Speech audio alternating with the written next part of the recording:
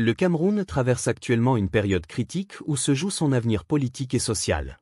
Une question domine les débats et les inquiétudes. Peut-on imaginer un futur viable pour ce pays si Franck Biya, le fils du président Paul Biya, venait à prendre les rênes du pouvoir? Pour Franklin Nyamsi, intellectuel et analyste politique, la réponse est sans appel, il n'y a aucun avenir pour le Cameroun avec un Franck Biya au pouvoir. Cette affirmation résonne comme un cri d'alarme face à un scénario qui semble se dessiner depuis des années. L'idée d'une succession dynastique est perçue comme un affront à la démocratie et une trahison des aspirations du peuple camerounais.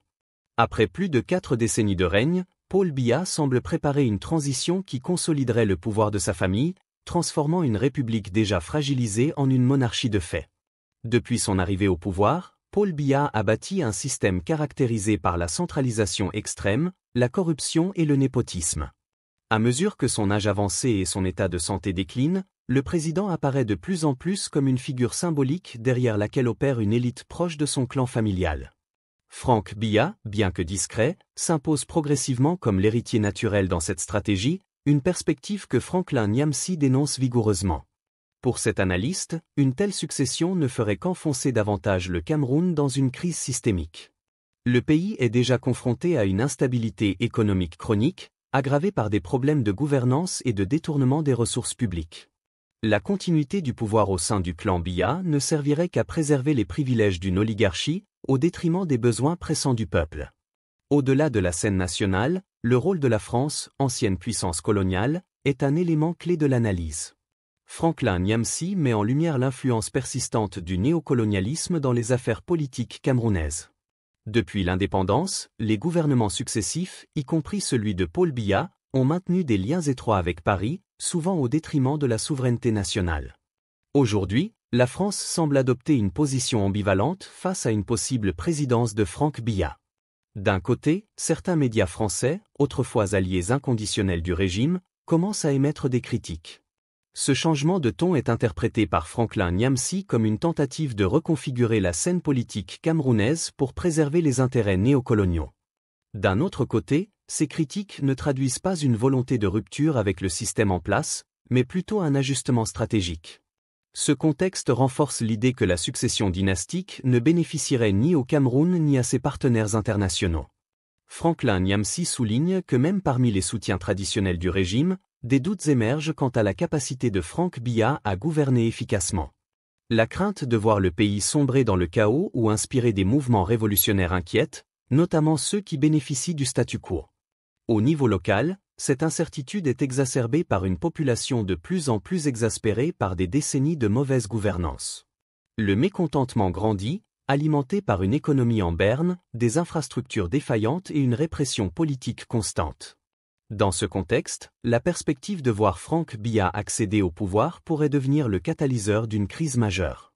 Franklin Nyamsi insiste sur le rôle crucial de l'armée dans ce scénario.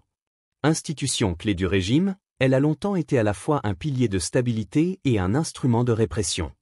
Mais des divisions internes et un malaise croissant au sein des forces armées menacent désormais cet équilibre.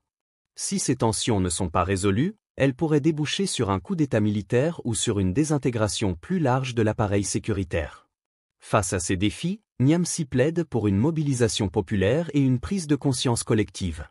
Selon lui, les Camerounais doivent rejeter catégoriquement toute tentative de succession dynastique et exiger une refonte complète du système politique.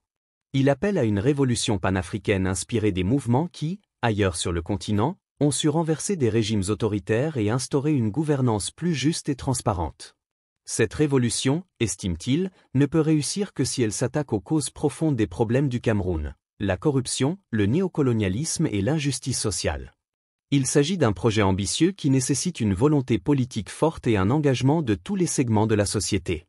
Pour Franklin Nyamsi, l'avenir du Cameroun ne peut se construire dans la continuité du régime Biya, encore moins sous la direction de Franck Biya. Il voit dans cette éventualité une impasse qui prolongerait les souffrances du peuple et compromettrait toute chance de développement. Son message est clair, il est temps pour le Cameroun de tourner la page d'une gouvernance qui a échoué. Il est temps d'imaginer un futur fondé sur la souveraineté, la justice et la participation citoyenne. Car comme il le rappelle avec force, il n'y a aucun avenir pour le Cameroun avec un Franck Biya au pouvoir. L'analyse de Franklin Nyamsi ne se limite pas à la critique de Frank Biya et de son éventuelle accession au pouvoir. Elle s'étend à un diagnostic global du système camerounais, un système qu'il qualifie d'oligarchique, autoritaire et profondément enraciné dans des pratiques antidémocratiques. Il s'attaque également à ce qu'il appelle les illusions entretenues par certains membres de l'élite politique et intellectuelle, qui prétendent que la stabilité du pays dépend uniquement de la continuité du régime actuel. Pour Nyamsi, ce raisonnement est fallacieux. Il s'agit d'une stratégie employée par les tenants du pouvoir pour justifier leur maintien aux commandes, malgré les preuves accablantes de leur échec. Cette rhétorique, martelée depuis des décennies, repose sur l'idée que toute transition démocratique serait synonyme de chaos. Pourtant, de nombreux exemples en Afrique montrent que des transitions réussies sont possibles lorsque les peuples se mobilisent pour exiger des réformes structurelles. L'une des clés pour sortir de cette impasse, selon Franklin Nyamsi, est de briser le cycle du silence et de l'indifférence. Trop souvent, dit-il, les Camerounais ont été réduits au silence par la peur ou par un sentiment d'impuissance face à un régime oppressif. Or, l'histoire a prouvé que les changements les plus significatifs naissent de mouvements populaires, lorsque les citoyens refusent de céder face à l'injustice. La jeunesse camerounaise, en particulier, joue un rôle crucial dans ce combat. Majoritaire dans la démographie du pays, elle représente une force vive qui, bien qu'étouffée par le chômage et le manque d'opportunités, est capable d'impulser un véritable changement. Nyamsi exhorte les jeunes à ne pas se laisser tromper par des promesses creuses ou des illusions de prospérité véhiculées par le régime. Ils doivent plutôt s'armer de connaissances et d'un sens critique aiguisé pour devenir les architectes d'un Cameroun nouveau. Cependant, l'élan de mobilisation populaire ne peut se faire sans une coordination claire et des objectifs stratégiques bien définis. Nyamsi plaide pour une coalition large et inclusive, regroupant des acteurs de tous horizons, militants de la société civile, intellectuels, entrepreneurs et même d'anciens membres du système désireux de se réformer. Une telle coalition serait à même de proposer une alternative crédible et de rassurer les sceptiques quant à la capacité du Cameroun à opérer une transition pacifique. Dans ce processus, le rôle des médias est central. Franklin Nyamsi critique sévèrement la connivence entre une partie de la presse camerounaise et le régime Biya, une presse qu'il accuse de servir de relais à la propagande gouvernementale. Mais il reconnaît également le potentiel des médias indépendants et des plateformes numériques pour éveiller les consciences et diffuser des informations objectives. Il appelle donc à un journalisme engagé et intègre, qui ne craint pas de dénoncer les abus et de tenir les dirigeants responsables de leurs actes. Nyamsi pointe également du doigt la responsabilité des puissances étrangères, et notamment de la France, dans la perpétuation du système en place. Pour lui, le néocolonialisme reste l'un des principaux obstacles à l'autodétermination du Cameroun. La France, dit-il, continue d'utiliser des leviers économiques, politiques et militaires pour maintenir son influence sur le pays, tout en feignant de promouvoir la démocratie. Cette duplicité ne fait qu'exacerber les tensions internes et miner les efforts de réforme. Mais l'espoir n'est pas perdu. Nyamsi estime que le vent du changement souffle déjà sur le continent africain. De plus en plus de pays remettent en question l'ordre néocolonial et revendiquent leur souveraineté. Le Cameroun, avec son histoire riche et son potentiel immense, peut lui aussi se libérer de ses chaînes.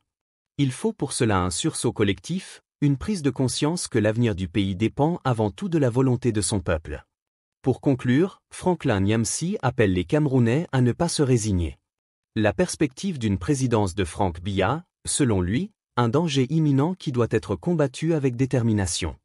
Mais au-delà de cette figure, c'est tout un système qu'il faut déconstruire et repenser. Le Cameroun a besoin d'un nouveau départ, fondé sur la transparence, la justice et la souveraineté. C'est un défi colossal, mais aussi une opportunité historique de réinventer le pays. La route sera longue et semée d'embûches, mais comme le souligne Nyamsi avec insistance, le peuple camerounais a en lui les ressources nécessaires pour relever ce défi. L'avenir du Cameroun ne réside pas dans une dynastie, mais dans une véritable révolution démocratique portée par ses citoyens. À eux de se saisir de cette chance, car comme il le rappelle, l'histoire appartient à ceux qui agissent. Ce cri du cœur de Franklin Nyamsi résonne comme un appel urgent à la mobilisation. Pour lui, il est impensable que le Cameroun, avec son immense richesse humaine, culturelle et naturelle, reste enfermé dans un cercle vicieux de domination néocoloniale et de gouvernance oligarchique. Il ne s'agit pas seulement de s'opposer à une succession dynastique symbolisée par Frank Biya, mais de construire un avenir dans lequel chaque citoyen camerounais puisse s'épanouir et contribuer au développement de la nation. Dans cette lutte pour le changement, Niamsi souligne l'importance de l'éducation politique et citoyenne. Trop souvent, les populations sont manipulées par un discours simpliste ou des promesses populistes qui masquent des projets politiques dangereux. L'une des priorités, selon lui, est de créer des espaces de dialogue, de formation et de réflexion où les Camerounais peuvent débattre des grands enjeux nationaux et imaginer ensemble des solutions adaptées à leur réalité.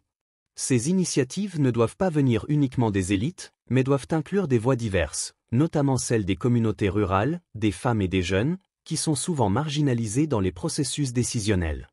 La diaspora camerounaise a également un rôle crucial à jouer dans cette dynamique de transformation.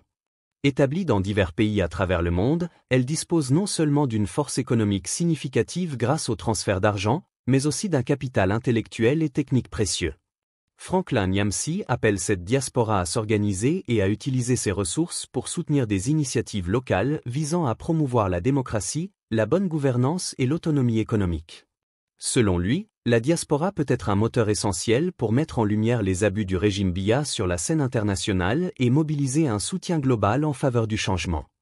Un autre levier fondamental pour sortir de l'impasse actuelle est l'autonomisation économique.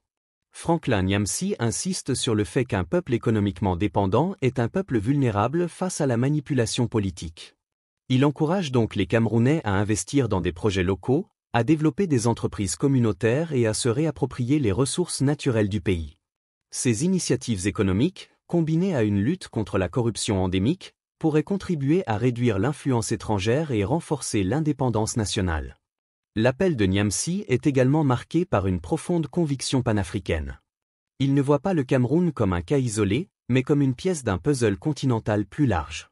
Les défis auxquels le pays est confronté, néocolonialisme, mauvaise gouvernance, inégalité sociale, sont partagés par de nombreux autres pays africains. Il appelle donc à une solidarité entre les peuples du continent pour échanger des stratégies, apprendre des succès des uns et des erreurs des autres, et bâtir ensemble un avenir où l'Afrique occupe une place centrale dans les affaires mondiales, en tant que continent autonome et respecté. Mais tout cela, avertit-il, ne sera possible que si les Camerounais prennent conscience de l'urgence de la situation.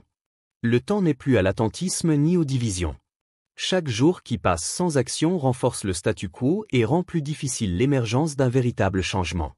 Franklin Niamsi conclut avec un message d'espoir, mais aussi de responsabilité. Le Cameroun peut se relever, mais il faut que chacun, à son niveau, prenne part à cette renaissance. Personne ne viendra sauver ce pays à notre place.